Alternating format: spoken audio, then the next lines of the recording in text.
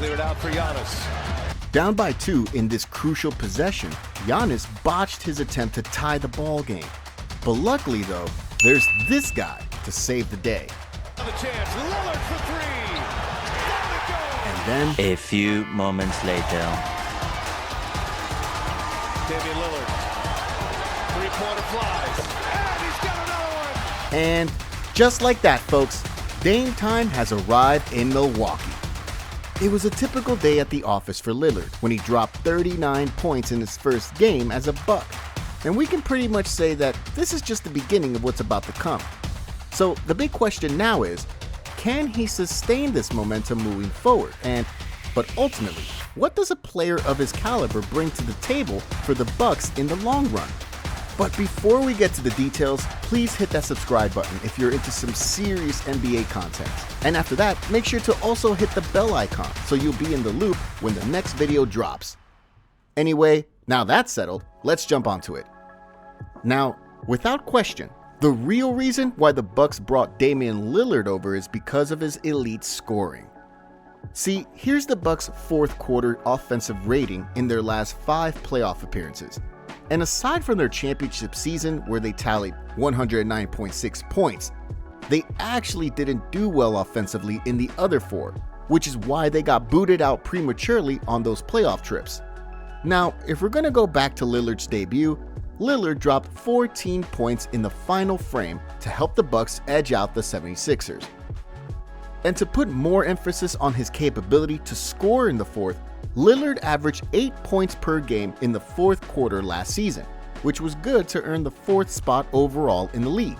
Simply put, the Bucks don't have to rely that much on Giannis down the stretch, since they now have Lillard who can take over in the fourth, just like what he did in his debut.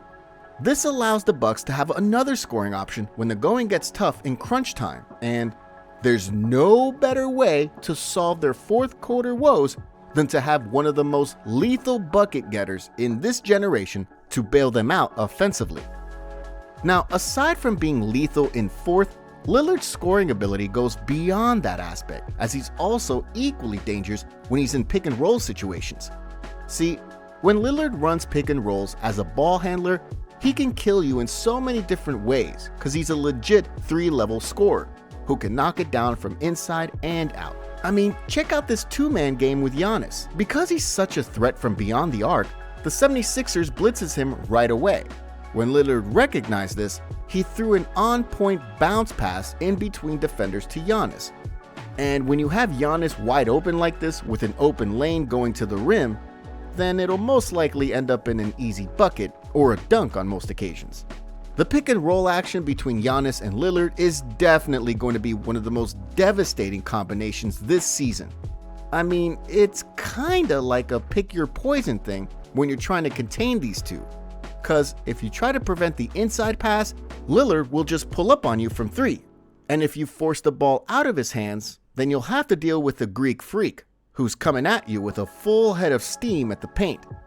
Anyway, here are other ways Lillard can hurt you on pick and rolls. See, here's Dame using the pick set by Lopez at the top. And as I've said earlier, if you don't close out on him, he'll make you pay with his range, just like what he did here against Embiid. Now, if you close out on him though, Lillard can switch gears and go into full attack mode to kill you from the inside.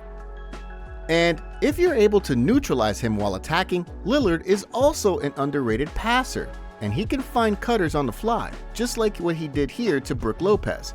Last season, Lillard averaged 11.1 possessions per game as a pick and roll ball handler, which ranked 4th in the league, and in those opportunities, he scored an impressive 1.13 points per possession. This goes to show that Lillard is quite efficient despite the volume and frequency of his pick and roll activities. I mean, to sum it all up, here's how devastating Lillard can be on pick and rolls. If you play drop coverage, then he'll just casually pop a 3-pointer on your head the moment he steps behind the line. And even if you're already anticipating him, he might just pull from the logo because the man has unlimited range. Now, if you try to blitz him or play him more aggressively off the screen, then he'll just turn on the jets and downhill into the paint. And in case the double comes during his drive attempts, Lillard is a capable playmaker who can make the right reads based on how the defense reacts. And he can also locate off-ball cutters and shooters with his underrated vision. Basically, what I'm saying is that it's definitely going to be a tough task containing Lillard on pick and rolls, because he can hurt you in many ways coming from different angles. Now, if you remember last season, the Bucks struggled offensively in the playoffs simply because they didn't have another guy who could put up buckets on his own, aside from Giannis. I mean, Chris Middleton was a streaky scorer last season who's pretty much on and off on several occasions. Meanwhile, as good as Drew Holiday is on the defensive end, the dude frequently disappears when the light shines the most, and his consecutive playoff woes throughout the years are pretty much well documented. Now that Lillard is in the mix, the Bucks now have someone who can score baskets on ISO situations, and I think this will be the difference maker for them, especially down the road come playoff time. See, last season, Lillard put up a career high of 32.2 points a ball game while shooting 37.1% from the three-point line, and ultimately finished third in the league in scoring. Now, in the history of the NBA, there have been 5 seasons where a player averaged at least 30 points, 7 assists, and shot 35% from downtown. And guess what? 2 of those players were Damian Lillard himself. And on top of this, Lillard had a 71-point game, a 60-point game, a 50-point game, plus he tallied 40-point games 15 times in just 58 games last season. I mean, whichever way you would like to put it, the man is simply a walking bucket who can manufacture shots on his own from almost anywhere around the court. Take this play as an example. So with the shot clock winding down, the Bucks left the possession in the hands of Lillard.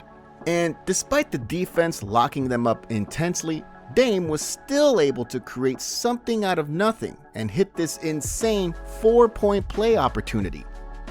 Now, when the Bucks desperately needed a bucket late in the fourth, they went to Lillard yet again.